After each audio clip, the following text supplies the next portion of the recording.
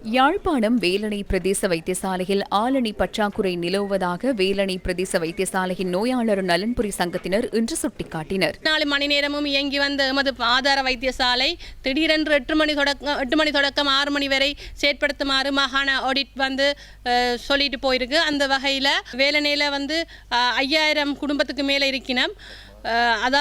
அதனால் எங்களோட வைத்தியசாலையை 24 மணி நேரம் இயங்க வேண்டும். ஆனால் நமது வைத்தியசாலை கிட்டத்தட்ட 50 வருடங்களுக்கு மேற்பட்ட வைத்தியசாலையாக இது காணப்படுகிறது. ஆனால் அதுக்கான வைத்தியர்கள் இங்கே போதிய அளவாக இல்லை. 2 வைத்தியர்களே இங்கே இருந்து தமது கடமைகளை மிகவும் சிறப்பாக செய்து வந்தனர். ஒரு இரவு நேரங்களிலே இந்த பிரதேசத்தில் இருக்கின்றவர்கள் இரவு நேரங்களிலே இந்த வைத்தியசாலையை நம்பித்தான் இருக்கின்றார்கள்.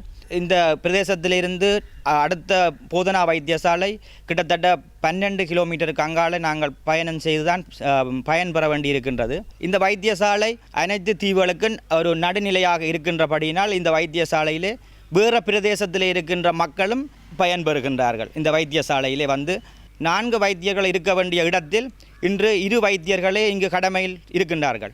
இந்த விடயம் தொடர்பில் யாழ் பிராந்திய சுகாதார சேவைகள் பணிப்பாளர் டாக்டர் ஆறுமுகம் கேதீஸ்வரனிடம் வினவிய போது வேலணை வைத்தியசாலையில் நிலவும் ஆளணி பற்றாக்குறையை நிவர்த்திப்பது தொடர்பிலான பேச்சுவார்த்தைகள் முன்னெடுக்கப்பட்டு வருவதாக கூறினார்.